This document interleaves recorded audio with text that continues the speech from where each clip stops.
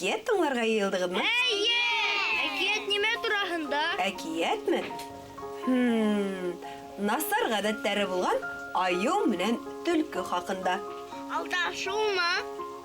Алдашыу бик насар гадәт ул, дусларым. Нинди генә осракта ла алдашмаска, дөресен әйтергә өйрәнергә кирәк. Аю, һынлы аю насар гадәттәре аркаһында купшы койрык торып калган хатта. Аюның койрыгы копшы булганмы? Тап шулай, элек аюдың койрыгы төлкенеке һымак оҙон, купшы, тулҡынланып торган икән. Баштан һөйлә, Ләйсән апай. Зарыҡтырып бөттөмө үҙегеҙҙе? Ягъҙә лә Данил, Камила, Морат, Дилә, Динар, килегеҙ миңә яҡыныраҡ. Үткәндәрем. Ана шулай, уңайлы иттереп ултырығыҙ әле. Ә мин койрык турында шиғыр беләм. Ҡалмай бергә йөрөгәнгә ҡойроғон тейәсәйем. Әсәй менән рәхәт булғас, ҡойроҡ булып йәшәйем. Был донъяла төрлө ҡойроҡтар була икән. Улар менән төрлө ҡыҙыҡ та була икән. Аюҙыҡы юҡ һымаҡ, сысҡандыҡы еп һымаҡ. Күркә ҡаҙҙар һәм тауис йөрөтәләр. Ебеүес! Ҡарлығаста асалы, тиндә иң асылы. Куянда йомро йәтеш, әсәйҙеке бәпес. Һай зирәктәр! Гөлнар апай Хәлфетдинованың шиғырын ҡалай матур итеп һөйләнегеҙ. Аю нисек сонтоҡ ҡойроҡ булып ҡалған? Әкиәтемде тыңлағас, белерһегеҙ. Аю ниңә ҡойроҡһоҙ әкиәтен Жәлил ағай Кейекбаев яҙған. Киттек серле әкиәт иленә сәйәхәткә.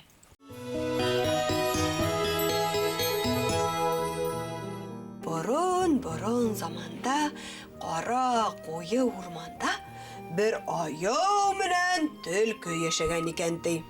Әйткәндәй, әле лә бар ти улар, һаман йәшәйҙәр ти урманда. Аю менән төлкө бик дус булғандар. Ул замандарда аюҙың да төлкө ҡойроғо һымаҡ бик оҙон, ҡупшы, өрпәйеп, тулҡынланып торған һорғолт ҡара ҡойроғо булған икән ти. Аю да, төлкө лә ҡойроҡтары менән башҡа йәнлектәр араһында бик һауаланып, маҡтанып ҡына йөрөр булғандар икән. Бер ваҡыт йәйҙең эҫе көнөндә аю менән төлкө ағас төбөндә күләгәлә хәл йыйып ултырған ти. Аю шунда төлкөнән: "Төлкө дуҫ, көләнсәс, һинең иң һөйөнөп ашаған ашың нимә был донъяла?" дип һораған. "Йәле, Данил, һин аю була әле?" Көләнсәс, һинең иң яратып ашаған ашың нимә? Тап шулай тип һораған был аю.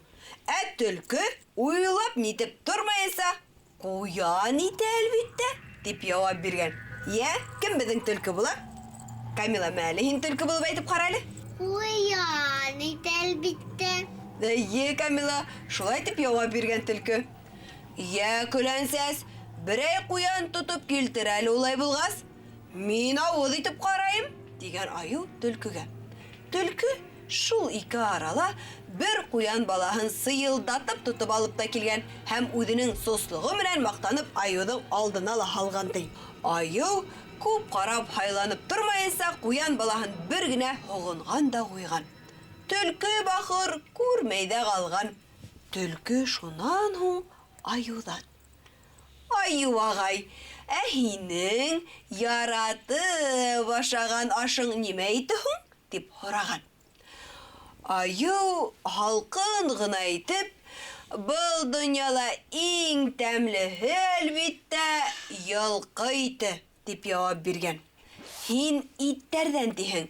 Унан башҡа ла тәмле берәй ризыҡ бармы әллә был донъяла?" дип һораған төлкө. Бар әлбиттә", дигән аю. "Бына бал бик тәмле була. Ләкин уны табыуы бик ҡыйын.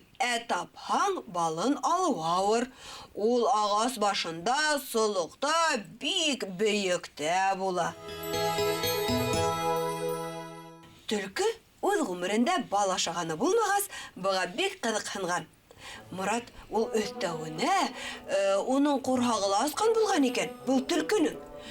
"Нишләп ҡыйын булһын? Хәҙер эҙләп табабыҙ уны", дигән шунан төлкө. Аю тагы. Табуын табабыз да бит. Балгырты үзе шулай бәләкәй генә булһа ла, әсе сага ул. Каяун танауга ла, телгә лә килтереп кадай. Танау, тел күберсеп сыга, шешеп сыга, адак бик һыдылай дип зарланган. Аюдың зарлануына төлкөнең бер дә исе китмәгән. Ул шунда аюга бер хәйлә өйрәткән. Аю агай, һин уга бер дә аптырама. Тәүдә һин балгырттарын ярһыт. Шунан улар күмәкләп һинең йөнеңдә һырып алыр, ә морыныңды култык астына яшереп тор дигән. Улар һине тамам һырып алгас, һин ергә төш тә ауна. Шунан улар бөтәһе лә кырылып бөтерҙәр дип өйрәткән был хәйләне төлкө аюга. Шунан һуң аю менән төлкө икәүләп, солык эҙләп, урман буйлап сығып киткәндәр икән ти. Эй эҙләгәндәр булар. Солык бер дә осрамай ти. Йәйҙең иң матур сағы булған. Юка ағастары сәскә атҡан ти. Балғырттары геүләп, бына ошондай ҡарағыҙ әле, матур ғына балғырттары геүләп біз дип бик ҡыҙыу юка сәскәһенә балға осалар ти. Урман ҡорт осҡан тауышҡа геүләп торған. Ләкин солоҡ һаман табылмай икән ти. Был балғыртын кемгә бирәйем? Дилә, мә һиңә булһын әле. Шунан төлкө йәнә бер хәйлә уйлап тапҡан да аюға былай тигән. Туҡта әле, аю ағай. Беҙ башта балғырттарының ҡайһы яҡҡа ҡарап осоуҙарын күҙәтеп торайыҡ. Ә аҙаҡтан инде уларҙың артынан ғына эйәреп барайыҡ тигән. Аю менән төлкө морондарын юғары күтәреп, балғырттарының ҡайһы яҡҡа осҡанын ҡарап тора башлағандар. Ҡорттар ҡуйы урман эсенә табан осалар икән ти. Аю менән төлкө лә шым ғына улар осҡан яҡҡа киткән. Шулай юллатып бара торғас, ысынлап бер солоҡҡа барып сыҡҡандар булар. Солоҡ һырғый бер йүкә ағасында, бик бейектә булған. Балғырттары уның кейәһенән бер инеп, бер сығып геүләп осоп торалар ти. Ә үҙҙәре рәхәтләнеп йырлайҙар икән ти. Без тип йырлайбыҙ, берҙән күсебеҙ, күмәгебеҙ ҙур ғаилә, татыулыҡтан көсөбөҙ. Без, эйегәре үҙебеҙ, алға тулы кәрәнебеҙ, түңәрәк күңелебеҙ. Без,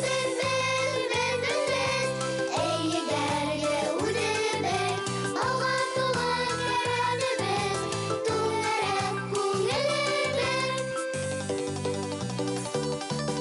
Бәләкәстәр сыр-сыуынан нурлы тыуған еребеҙ, бәрәкәтле был төйәктә өлөшлө һәр беребеҙ.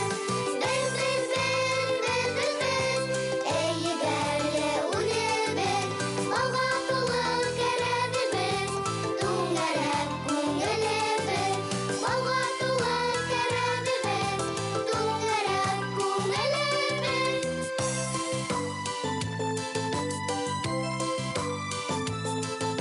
Аю күп ҡарап тормайынса тырышып-тырмашып, ҡорт ҡунған солоҡҡа ағас башына менеп тә киткән. Менеп еткәс, ул ағастың ботағына йәтешләп ултырып алған да, солоҡтың ҡапҡасын асып, балғырттарын ярһыта үсектерә башлаған. Бахыр балғырттары нишләһен инде? Аюҙы күмәкләп сағырға маташҡандар. Аюҙың йөнө бик ҡалын, ҡорттарҙың ҡаяуы буйларлыҡ түгел. Аю юрамал сәбәләнгән булған. Бал ҡорттары уның һайын ярһыта, үсектерә икән ти был аю. Шунан улар бөтәһе лә сағырға була, аюҙың йөнөнә йәбешеп һырып алғандар. Ә аюға шул ғына кәрәк. Бөтә ҡорттар да үҙен һырып алғас, аю тиҙ генә ағас башына төшкән дә, ергә ятып, үҙенең ауыр кәүҙәһе менән түмәр кеүек тәгәрләп йөрөй икән. Уны-быны белмәгән бахыр балғырттары күбеһе шунда иҙелеп бөткән ти. Шунан һуң Аяу. Яңынан ағас башына сылыққа мініп, бұтаққа ябышып ултырып алған да сылықтың балын кәрәді менен хоғынырға тұтынған.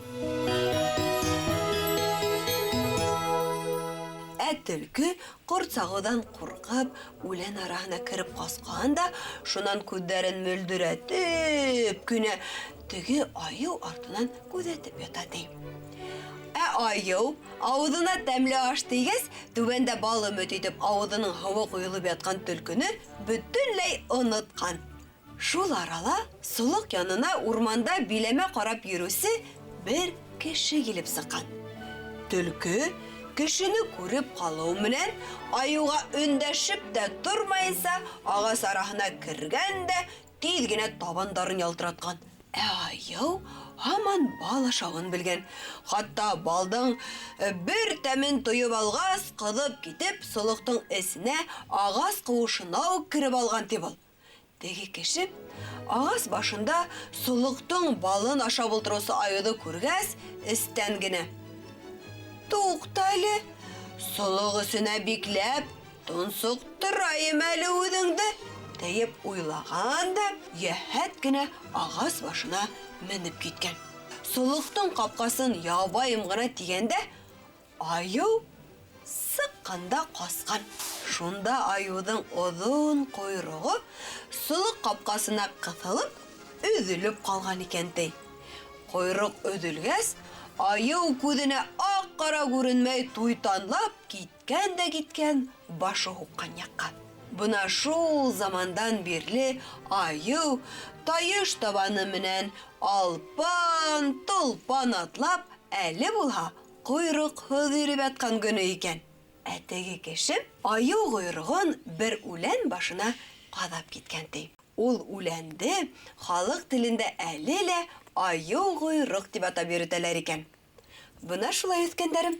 Әкиятім тамам. Һеҙгә оҡшанымы? Оҡшаны! Һәр әкияттің ишараһы бар. Аю ниңә ҡойроҡһоҙ әкияте һеҙҙе нимәгә өйрәтте? Алдашмаҫҡа. Кеше әйберенә ҡыҙыҡмаҫҡа. Ҡомһоҙ булмаҫҡа. Эйе, һәр нәмәлә сама белеү кәрәк шул. Аю да ҡомһоҙланып балға йәбешмәһә, бәлки ҡупшы ҡойроҡлы булып йөрөр ине. Кем белә? Ҡомһоҙлоҡ, көнһөҙлөк тип, халыҡ юҡҡа ғына әйтмәгән. Дуҫтарым, бөгөнгә әйҙәгеҙ хушлашайыҡ инде. Һау бул, Ләйсән апай! Һау булығыҙ, Үҫкәндәрем. Осрашҡанға тиклем, дуҫтар,